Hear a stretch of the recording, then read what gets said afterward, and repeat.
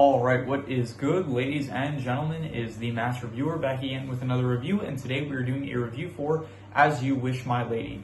With a comment in it, I know that this specific manhwa or manga, whatever it's supposed to be called, I'm not sure the exact category, this one specifically has a comment in it, and I know that there is another manga or whatever it's called with a similar sounding title. This is the one that is specific, it's like exactly how it's written in the title of the video. So yeah, this is the newest reading material that I finished basically, and yeah, once again, I'm just kind of trying to get to a point where I am focusing on just one thing at a time because I think it's easier to do that when I am just actively in university. So yeah, I am currently, I think, caught up on anime, caught up on shows, now I'm caught up on reading material, and so pretty much after this it's just going to be like finish Yakuza 5, and then it's going to be mostly just like movie reviews from there, and so I'll get to a lot of the viewer recommendations. So yeah, anyway, this is the newest, I'm just going to call it, I think it's a manhwa. It's Korean, and if it's, this one is Korean, and if it's Korean, then it's, actually no, if it's Korean, then manhwa with a W. So yeah, anyway, so I read this one. This one is the newest one that I read, and it's a bit annoying because I was getting kind of lucky with the last few reading material manga that I'm just going to say manga for the sake of it, even if it's not necessarily manga.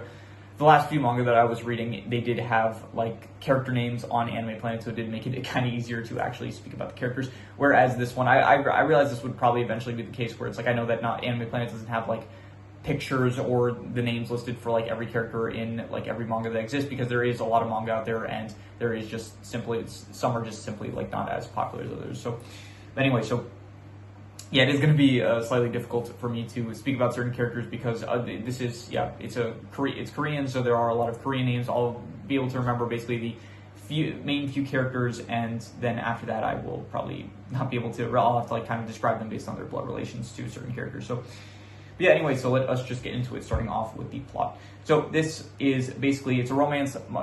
Again, I'm calling it manga for the sake of it, just for convenience, but I think it is technically considered a manhwa. I could just say manhwa because you probably won't hear if I'm pronouncing it as with a U or a W, so I guess I will just say manhwa. So in this manhwa, basically, there is this servant. He ends up working for this very rich family, and they treat him like really well, basically, and then he grows up, the servant, to kind of be very much indebted to this family, the Hyun family, I'm pretty sure. So anyway, he then basically, his master basically, and his, like a lot of the people in his family or something, they end up like dying in a car crash basically, and only the master's daughter or granddaughter, I think it's actually the master's granddaughter. So the master probably like died of natural causes. The master's children like they died in a car crash, but then the granddaughter of the servant's master, it's kind of a confusing relationship, but yeah, spoilers alert, by the way, if I didn't mention already. So the master, the servant basically treats this granddaughter, her name is Yuseno. He treats her like extremely well. Like this is like the most important person to him. And then the manga basically follows that the manhwa basically follows the granddaughter, Yuseno. Basically, she is the main character, and it's not her actual grandfather, but like the original servant, he acts as like her grandfather kind of, because he is so indebted to her family that he kind of like adopts her. So anyway, so he wants her to get married. He's like kind of old-fashioned, so he thinks that like the best thing that's like, he wants to give Yuseno the best possible life that she can have, and so he decides that the best way to do it is to marry her off to one of his actual like blood-related grandchildren. It's also like part of it is like he wants like his bloodline connected to the Hyun bloodline. Not that important anyway. So the manga basically follows. It's basically just the entire thing. It's just like a romance manga from start to finish of Yuseno. She is kind of like, there's a lot of people. It's a bit like weird if you think about it. It's like all these people, this family that she kind of grew up with, but a lot of them, like pretty much no one in the family actually like respects her, because they all kind of think that she is a leech, basically, because again, it's kind of hard to explain the family dynamics, but basically everyone in the family is basically came like a descendant of the servant originally, and Yuseno, she is from the servant's master's bloodline. So basically, Yuseno, she is part of the master's bloodline, but everyone else in the family is part of the servant's bloodline. So everyone kind of, like, she gets treated really well by the servant. I forgot his name once again, but yeah, so the servant is like the head of the family. He treats Yuseno really well. Everyone else is like really jealous, and they get very upset about the fact that she is the one that is going to like inherit all the money and the business and stuff. And so basically it becomes kind of like a succession competition where it's like there are, I think the head of the family, I'm just going to call him the head of the family, the servant head of the family, he has basically like 8 grandchildren, I think, but that we're not introduced to like all of them, I think, or just, anyway, some of them are just not important. So like a lot of the manga is just basically kind of who will Yuseno end up marrying. And so the candidates are basically Jian, who is like the spoiler, she ultimately ends up marrying him, like, and then she ends up divorcing him, but then she also like ends up getting with him, like by the end of the story, like they actually end up together finally. So yeah, they have like this relationship going on, but it's like this manga does like a very good job of like making you wonder if the relationship is like actually genuine, or if there's a lot of manipulation going on with this manga, where it's like a lot of characters, they like kind of manipulate other characters. Well, they'll say like, oh, I love you and stuff, but it's like they're not actually like being genuine about it. So you're wondering throughout the entire manga if Jian, that's his name. He's the grandson of. Again, he's the grandson of the servant. He's the main kind of love interest for Yuseno. So they kind of grew up together, and Yuseno, when they were younger, she was very obsessed over him basically, and so they basically like grew up together, and so she ends up kind of they end up getting married basically, and then from there the manga is like you're kind of wondering like if he's actually genuine with his love for Yuseno, or if he's just kind of doing it. Like we are told by like this other grandson that basically he's only doing it, like he only cares about himself, he's like really selfish and stuff, and so he kind of just manipulates the people around him. He never like actually loved anyone, and so he's only doing it like to advance his own like his own status basically, because like he knows that she will inherit like a lot of money and stuff, and so he's doing it for his own self-interest. So throughout the manga you are kind of thinking like, throughout the manga you are thinking of like if his feelings for her are actually genuine and stuff. And there's like other characters. There's another grandson where at the very start it's like he takes Yuseno out on a date, and it's like you think, okay, it's going well and stuff, but then it's revealed that this dude is actually like a sleazebag. He's like at strip clubs and stuff. He's doing like cocaine and a bunch of drugs. So very early on, he just gets like cut off from the family. There's this other love interest. I forgot his name once again. It's all Korean. It's very difficult for me to like remember Korean names specifically. So, but it was like say something with S. I don't remember, like Sway Young or something like that. So basically, he is the other kind of main love interest, I guess. But he's the one that he kind of like Yuseno, she used to be in love with him, but then he kind of like was a playboy, so he like kind of like manipulated her kind of, and he would date other people, but it's like he would always kind of like try to stay close with her. And so anyway, so yeah, a lot of basically in short, the manga is just kind of like the relationship of Yuseno and Jihan. It's like kind of advancing, like they get married and it's like their life goes on and stuff, and then eventually they get divorced and stuff, and it's just kind of like going through their relationship kind of, as well as like the dynamics of the family kind of shifting a bit of like certain characters, and not even just people from the family, but a lot of like characters, or like just it's a lot of just like relationship drama, to be honest, as well as like status and stuff. Once again, I'm not a good recapper, and this is a manga that's especially like not the easiest to recap, because once again I don't have the names. Well, if I actually had the names, I'd be able to like actually go through, and it is a bit of a shame. I don't know if I actually will be able to do a character ranking. I might go through that for like it's really difficult to find, like I can't find the images online. So similar to what I did with the just leave me be, that manga, manhwa, that one, I ended up going through the actual manga, like manhwa, I want to get the name right, manhwa. I went through the manhwa itself in order to like collect the images. So if I feel up to it, I might end up, but there is, I don't know, for some reason that manhwa, it was a bit easier to like collect the characters, and then in this one it feels like there's just going to end up being, if I do a character ranking, there's just going to end up being like a lot of characters that just were not really important and didn't leave that much of an impact. And Just Leave Me Be had a lot of side characters, yeah, but like a good amount of them actually were pretty memorable, and like even now I can kind of remember like what they did and how they affected the story. Whereas in this one, it's like pretty much just mostly going to be the same, of like a lot of the side characters. It's just like they are involved in, like most of the side characters are just not too important, at least not to as the extent as they were in Just Leave Me Be, where they actually like pretty much every character I think affected the story to an extent. So, but anyway, so yeah, back to the plot. The plot, I would probably give the plot like I'll give it like a 3 out of 5, like, you know, the usual score for the plot I end up giving. Yeah, it was fine. It was like, it's an alright plot. It is like interesting drama, and I was interested in seeing like actually, ultimately it's like you are kind of just trying to, you're reading to find out like how genuine is the relationship between Yuseno and Jian, what's going to end up happening with like the other characters that are pursuing you say no in order for like their own self-interest, or maybe it's like out of love and stuff. There's also like a side plot where it's like, again, the character, I forgot the name of, the other love interest, Su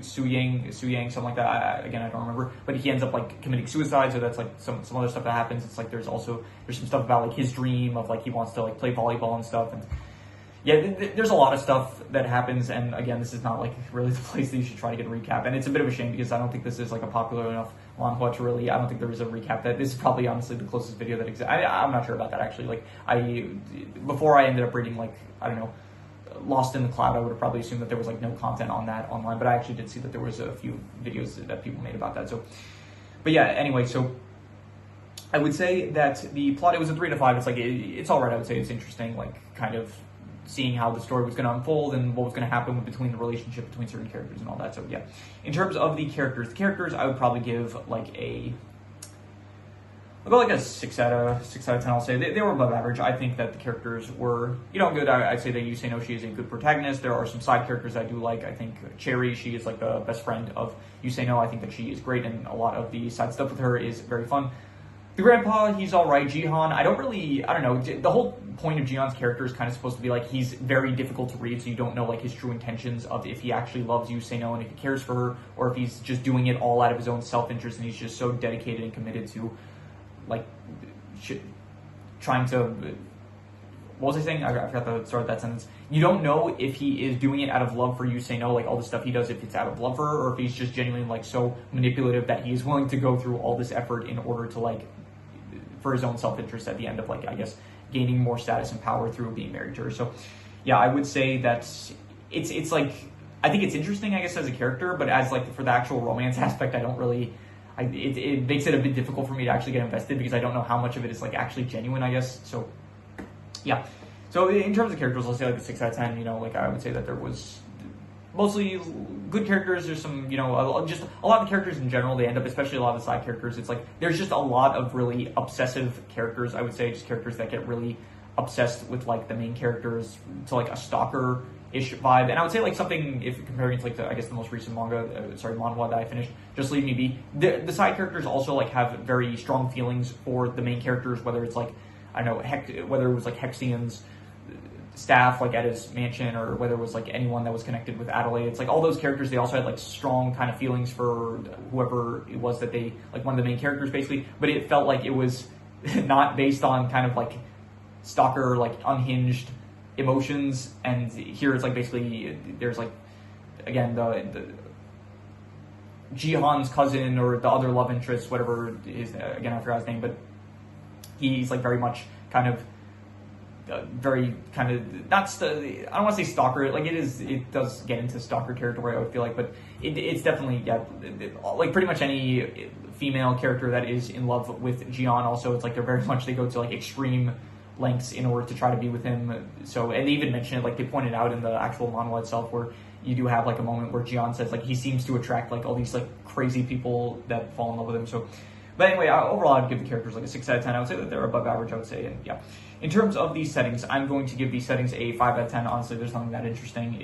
It looks fine. There's nothing like great. I would say it's not as interesting as like I would say Just Leave Me Be, and it is not as like I don't know, just not as good as like Lost in the Cloud or something like that. It just, the settings are just very much like just very plain, just not good or bad, I would say. So just a 5 out of 10. In terms of the art style, now it's interesting. I think it's a good art style. Definitely, I would give like the start of it, I would say like about like an 8 out of 10, maybe something like that. Great, but then I think for some reason, apparently after like 60 chapters go by, like the whole manhwa itself, it's like 81 chapters. So it's 81 in total. Like you get through like 3/4 of the actual manga, or again, sorry, manhwa. I'm gonna try to make it a habit. Like I stopped saying a lot, so I want to try to make it a habit. To, if it's a manhwa, or again manhwa, it's like I say manhwa and you won't be able to tell if I'm saying the W or a U, I guess. So yeah, I want to try to make it a habit to like actually get the name right, because it's just, out of respect, I guess, or something like that. So anyway, the art style, it's like you get through 3/4 of the actual manhwa, and then all of a sudden it's like it says season 1 ended, where it's like, okay, 60 chapters go by. It's like the last 20 chapters you're calling it like season 2. So that was just like kind of weird, but anyway, it did say like, okay, we have to. I think it said like we're starting off the new season with like a new art style because of like constraints or something like that. Maybe like the the artist that like draws the chapters, maybe they were sick or something at the time. So it does like towards the end, it does like kind of shift art styles. And I think maybe towards the last few chapters, it kind of goes a bit back to like some of the older art styles, but it definitely does not get back to like what it was. So I would say up until like chapter 60, the art style, I would probably give it like an 8 out of 10, like probably on the same level as Just Leave Me Be. But then when you get into the last 20, it does not, it looks like a bit more realistic, and I don't really tend to like the more realistic art styles, I would say. So I think I'm going to just give it an overall probably like a 7 out of 10. I'll say that it is a pretty good art style, but that last like 20 chapters does kind of bring it down for me, I will definitely say.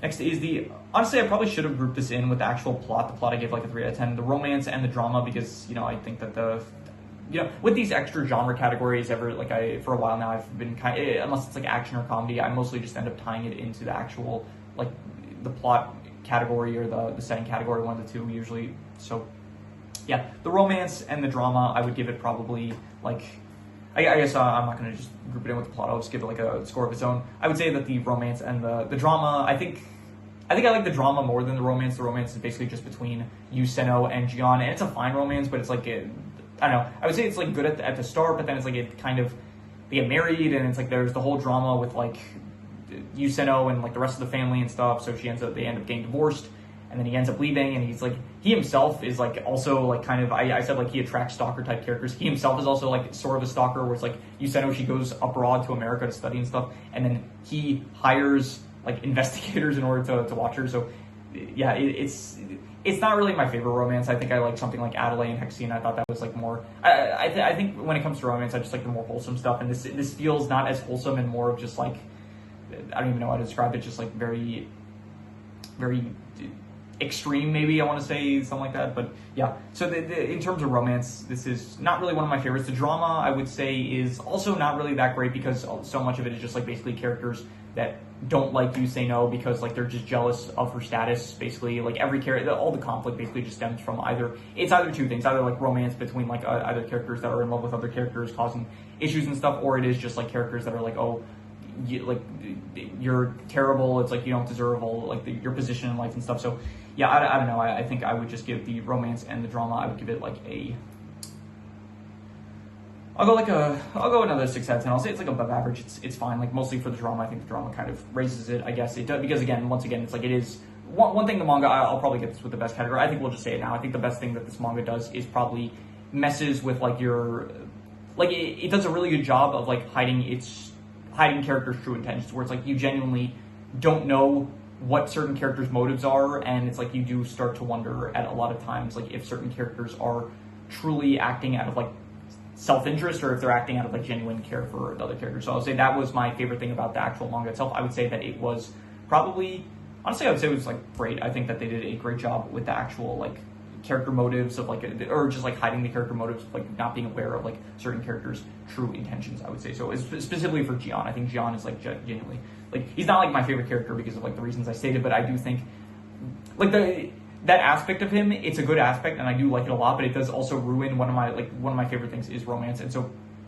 that good aspect of his does end up ruining a lot of like the romance aspects of the actual manhwa, I would say. So, and in terms of the worst thing, I would say that the worst thing is, I'm not sure, I don't really have maybe just like how like kind of a bit one notes a lot of the characters are. Like there's definitely some characters with some depth, like specifically, again, the second love interest, Swing.